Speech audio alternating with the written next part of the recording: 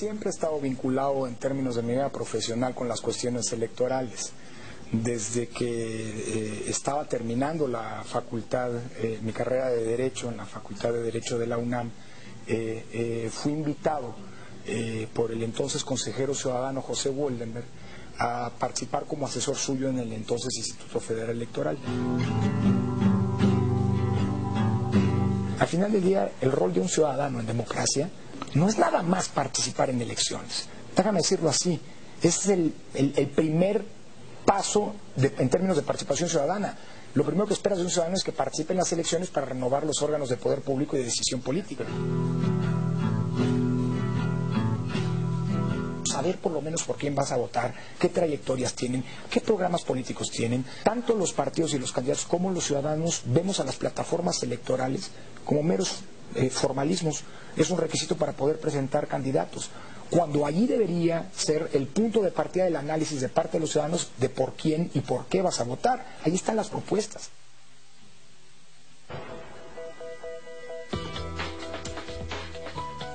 Bueno, nos da mucho gusto de recibir aquí en Canal 11 a alguien que incluso hizo varias cosas aquí en Canal 11, que es Lorenzo Córdoba, consejero presidente del Instituto Nacional Electoral.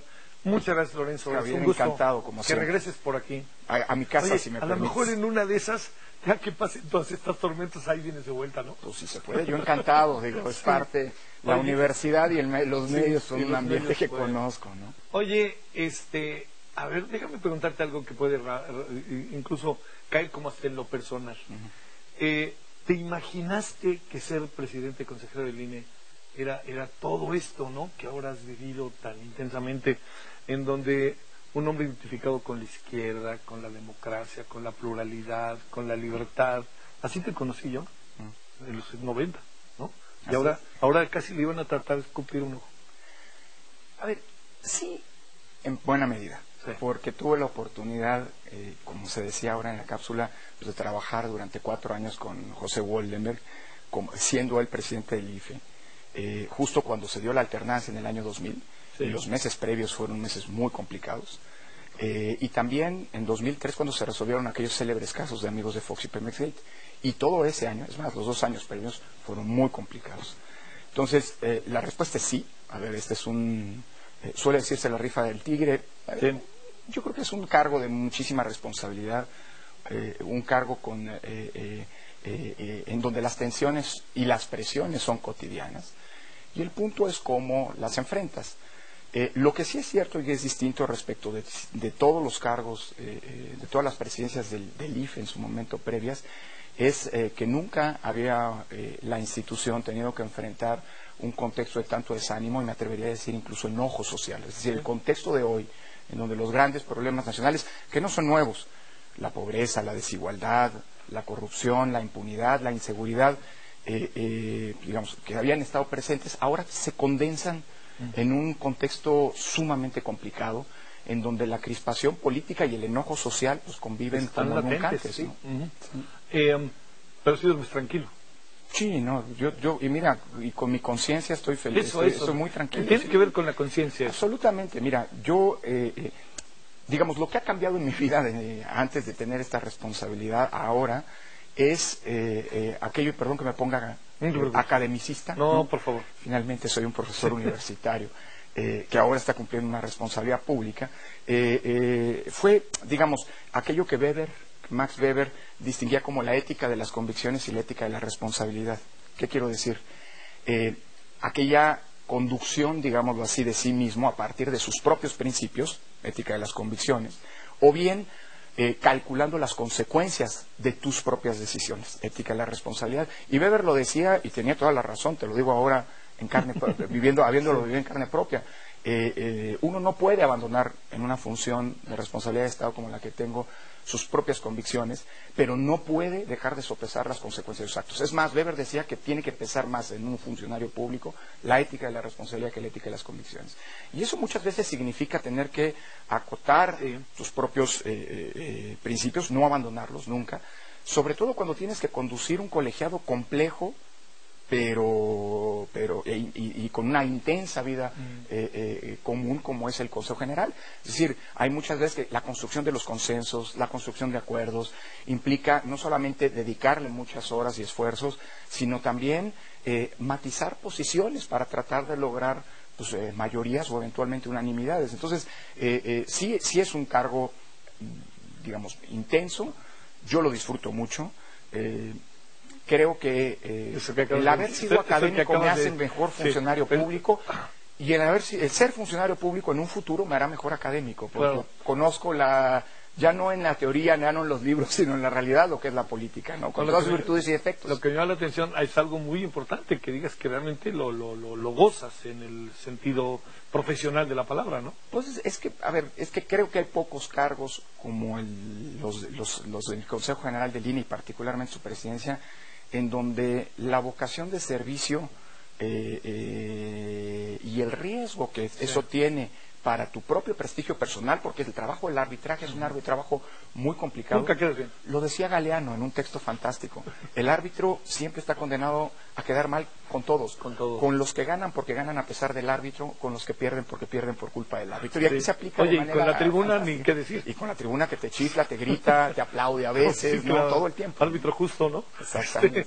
Oye, a ver, en todo este proceso me da la impresión de que está viviendo el instituto un momento muy, muy complejo, ¿no? Sí. Además de estas 4 elecciones, que al rato hablaremos, si te parece, de ellas, déjame plantearte, hay una especie de mirada de que el árbitro está desgastado para enfrentar el proceso del 2018. Y entiendo, con las intenciones que se quiera, Lorenzo, que muchos plantean este desgaste como una forma también de presión. Pero esta palabra, desgaste, te lo dice quien hoy va en primer lugar en las encuestas, que no son encuestas porque todavía no están los otros, Andrés Manuel López Obrador, te lo dicen gobiernos estatales, ¡pum!, el árbitro. Sí hay un desgaste, evidente, incrementado por el contexto complejo que estamos viviendo. Un complejo que se expresa en una desconfianza muy profunda, pocas veces antes vista, respecto de todo lo que es política, respecto de los políticos, respecto de los gobiernos, respecto de las instituciones públicas. Todas las instituciones públicas estamos gozando un mal momento, sí, en términos de credibilidad y de confianza ciudadana. Si tú haces un ejercicio, si quisiéramos ser autocomplacientes, se nos ha acusado que nada más nos vemos el ombligo, que somos autocomplacientes. No es así. Creo que la vocación autocrítica es fundamental para enfrentar este momento complicado que es académico. Totalmente. Creo que si fuéramos autocomplacientes y nos comparáramos con los demás órganos del Estado en términos de la credibilidad pública, no estaríamos tan mal. Es decir, el Ejército está en primer lugar, luego viene la Comisión de Derechos Humanos y apenas después de ellos nosotros. Sin embargo, creo que como ninguna otra institución del Estado, el INE requiere de la confianza pública para poder hacer bien su trabajo. Yo no logro entender que haya confianza en los resultados electorales si quien organiza las elecciones y arbitra la disputa política no goza de confianza. Y de esa confianza en los resultados electorales depende la legitimidad de los gobiernos. Por eso es importantísimo que no nos tomemos a la ligera, digamos, la caída en términos de confianza que lleva más de 10 años, que a partir de 2006 tuvo un momento muy complicado y a partir de entonces no ha logrado recuperarse como deberíamos. Porque son tiempos complejos y porque tenemos enfrente un desafío electoral de una enorme envergadura. Hay más competencia, ¿no? Que es 2018 y que es el resultado de la apuesta por la transición en los últimos 30 años. Sí. Es decir, competitividad electoral, un sistema de partidos robustos. Hoy entre nosotros tienen vigencia muchos fenómenos típicos de la democracia que en el pasado no teníamos. Alternancias, falta de mayorías predefinidas, gobiernos divididos, incertidumbre antes de la elección respecto a los resultados. Esto es parte de la cotidianidad hoy y eso vuelve mucho más compleja la tarea de arbitraje y la tarea de construcción de una elección. Yo creo que tenemos que, aquí sí, autocríticamente y abiertos a las que han sido señalamientos que se nos han hecho, que identificar a un año de la elección de 2018 lo que son las fortalezas, lo que se ha hecho bien, que es mucho, pero también lo que son las áreas de oportunidad o las debilidades, si se quiere, evocando aquel texto de Carpizo, ¿te acuerdas? Sí, claro, sí. En los años 90 a propósito de la UNAM. porque creo que tenemos que corregirlas. Fue un buen texto. Sí, fortalezas y debilidades. y debilidades. Y en buena medida, yo creo que en donde tenemos que desarrollar una capacidad que no hemos tenido hasta ahora, es una vocación explicativa de lo que son procesos muy complejos. Se habla cotidianamente de la fiscalización sin conocer los entreveros de una tarea complejísima, ¿no? Y muy sofisticada desde el punto de vista técnico, como la de la revisión de las cuentas de los partidos políticos. Se menosprecia lo que significa poner casillas. Bueno, eso lo hace cualquiera. No es sencillo. No. El próximo año vamos a tener que convocar casi 1 millón de ciudadanos para que sean funcionarios propietarios de las casillas. Y si no logramos tener esa capacidad de convocatoria, que implica convencerlos, que implica capacitarlos, que implica garantizar que el día de la elección estén allí, la elección está en riesgo. No lo está, porque hemos desarrollado afortunadamente una buena capacidad de interlocución con la propia ciudadanía, y en las elecciones que acaban de pasar tuvimos un repunte de la voluntad de participación, o si se quiere, se acotó el rechazo de los propios ciudadanos. Son buenas noticias, pero no podemos confiar. Una autoridad que se confía corre el riesgo de equivocarse. No, y más que todas las miradas están ahí.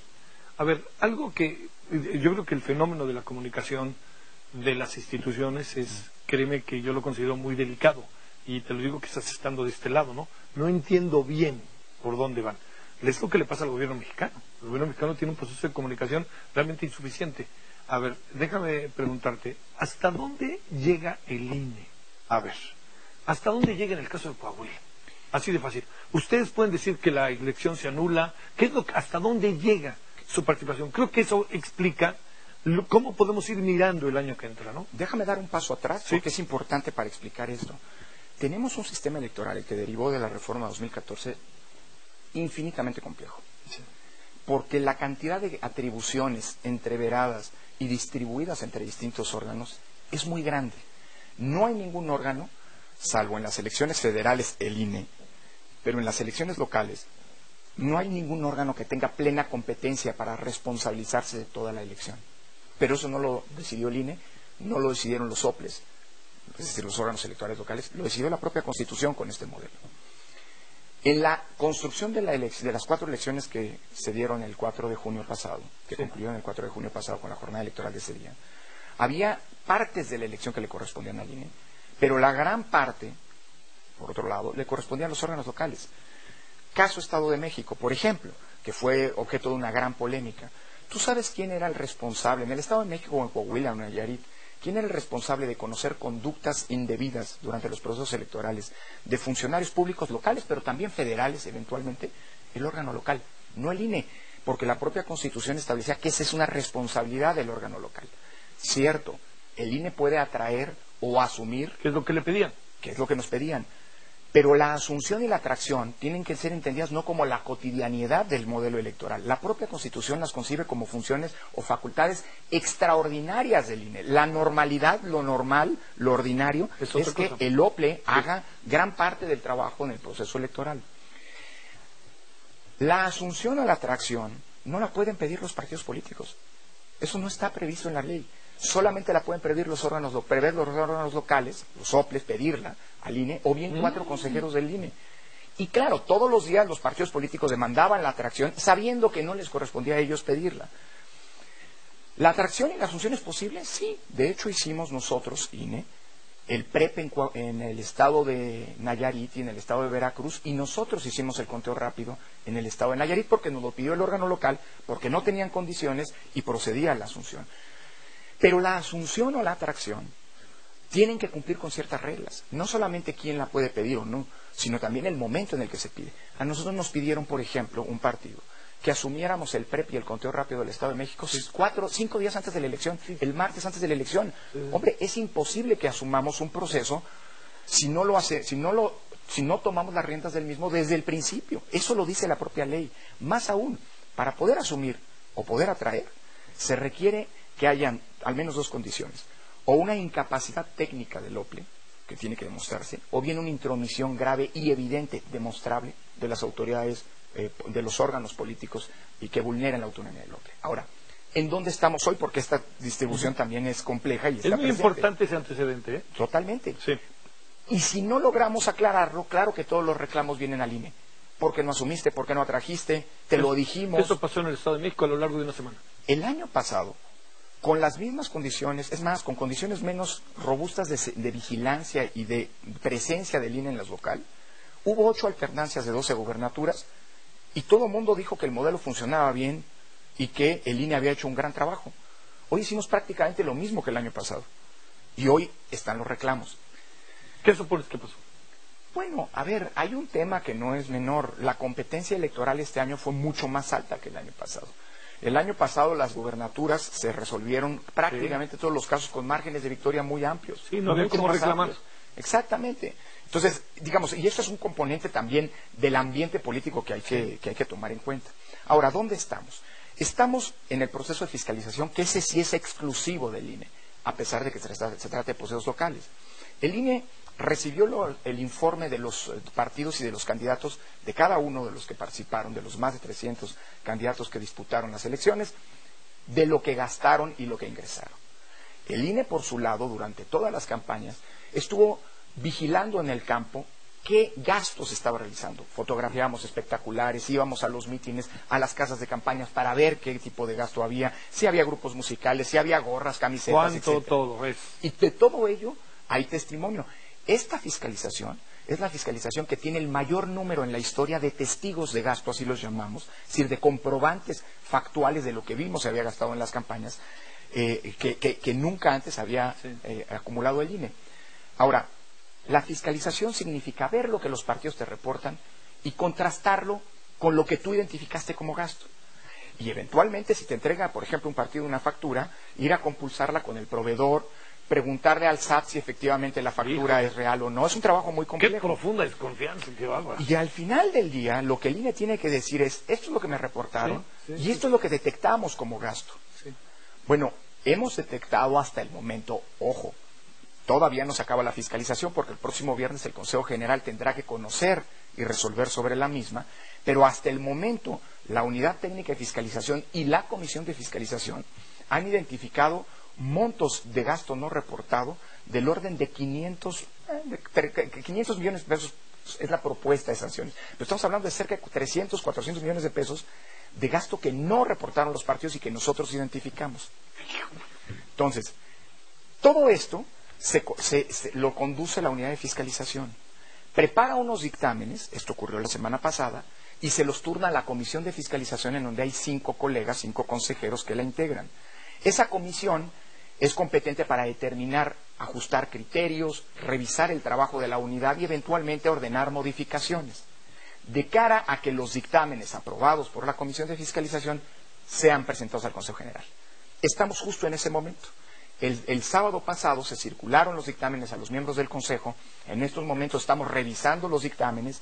Como tú sabes, y es público, hay varios representantes y dirigentes de partidos políticos que han pedido audiencia con nosotros, los hemos recibido, nos han expuesto sus alegatos. Nosotros estamos valorando en estos momentos si esos alegatos tienen sentido o no, y por supuesto estudiando los voluminosos dictámenes que aprobó la Comisión de Fiscalización, porque el viernes vamos en el Consejo General a decidir qué pasó pues finalmente con la fiscalización. Y pueden pasar varias cosas. Uno, que los dictámenes que aprobó la comisión se validen en sus términos.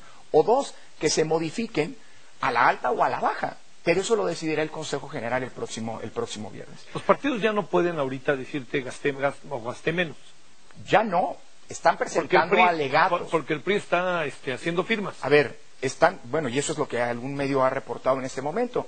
Habrá que analizar si eso es pertinente porque seguro nos las van a entregar o no. Es decir, la pregunta que hoy tenemos que resolver es si se vale seguir, presentando pruebas en ese momento o no. Porque, es cierto, hay antecedentes en donde se han recibido pruebas tiempo atrás, hasta en la mesa del Consejo.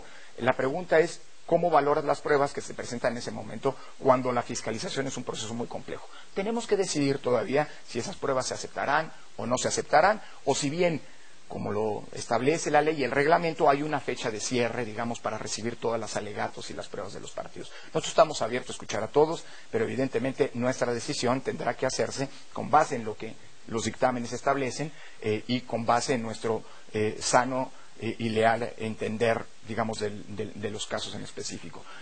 ¿Qué es lo que puede pasar una vez que el Consejo se pronuncie sobre estos consejos? ¿Hasta dónde llegue el INE? Que se determinen o no eventuales rebases de tope de los gastos de campaña, que el INE no fijó. Esto es bien importante señalarlo. ¿Cómo se fija el tope de gasto de campaña? Es decir, lo que es lícito que un candidato gaste en una campaña.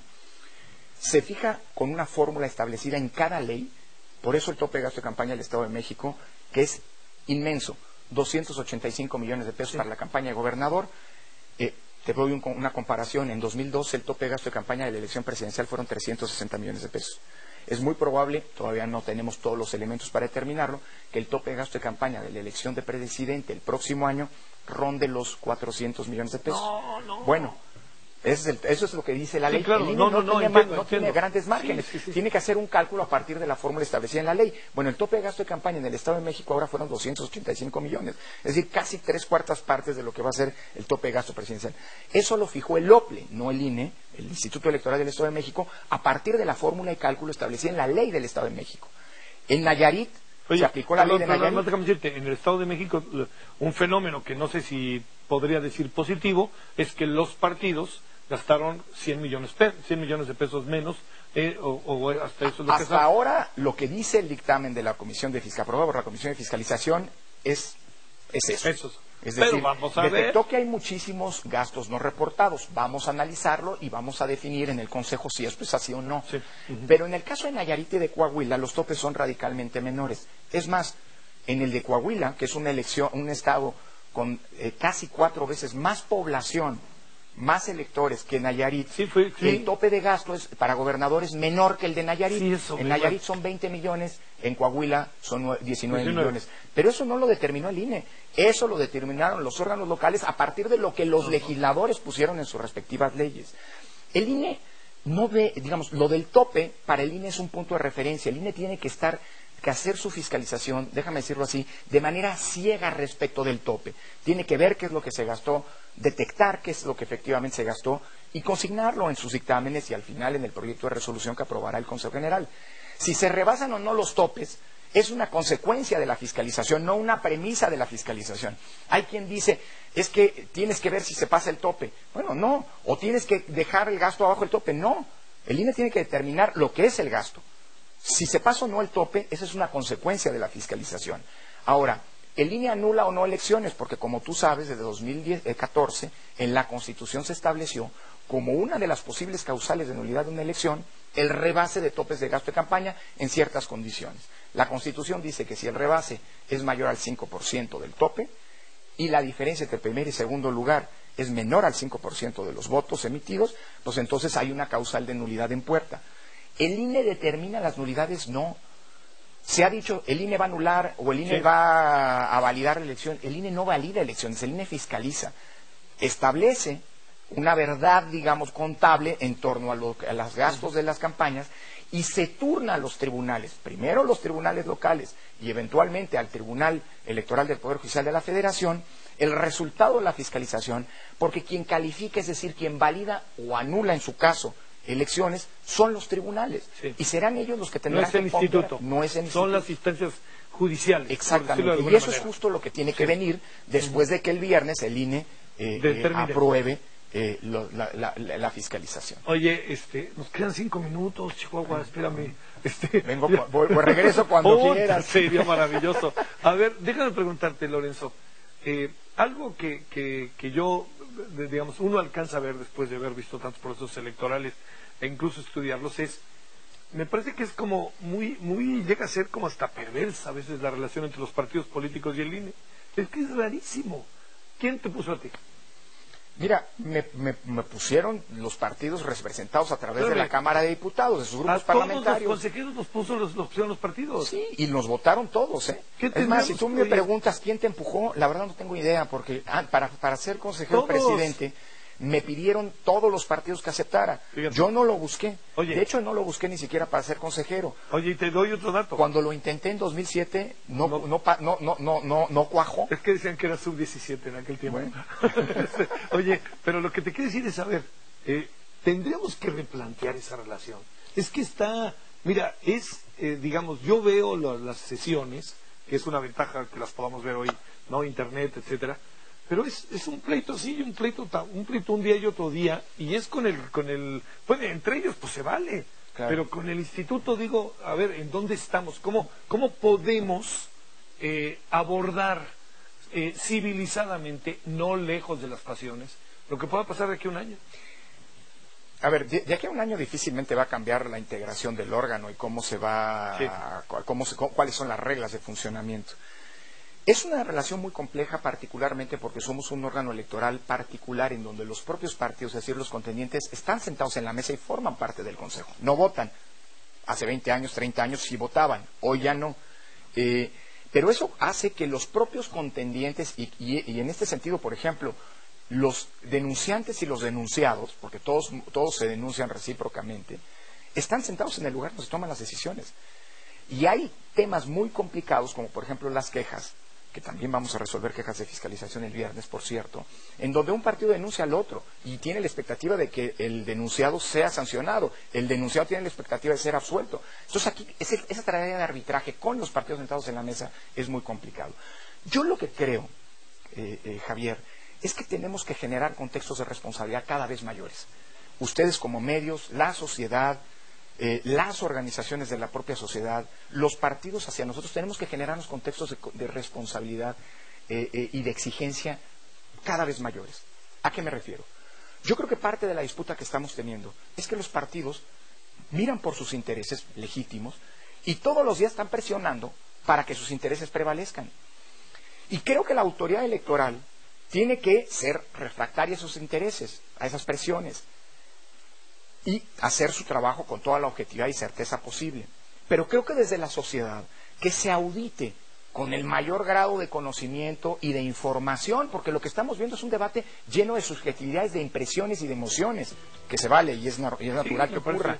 Pero en la medida en la que el contexto de exigencia sea cada vez más informado y objetivo, mejor para nosotros. El INE no quiere que no se le critique, no quiere que no se vea lo que se haga, al contrario. Queremos que nos vean, queremos que nos generen contextos de exigencia y queremos, eso sí, en la medida de lo posible, que se deslinden las responsabilidades, porque una cosa son los intereses en la propia contienda política y otra cosa es que se juzgue al órgano electoral a partir de sus intereses. Vamos a ponernos de pie, que nos vamos a sacar una foto. No, bueno, a ver, te voy a decir, ¿te imaginas que a las 10 de la noche, 10:30 de la noche del primer domingo de junio, el 1 de julio, diciendo quién ganó? Me toca, esa es parte, esa es la ¿Pero parte qué? ¿A las 10:30, 11 de la noche? Deberá ser alrededor de las 11 de la noche. Bueno, ya avanzamos. Y después celebraremos una elección más en clave democrática. Lorenzo, es un gusto que hayas venido. Gracias. Gracias en nombre de todas y todos. Pásenla bien. Hasta la próxima. Adiós.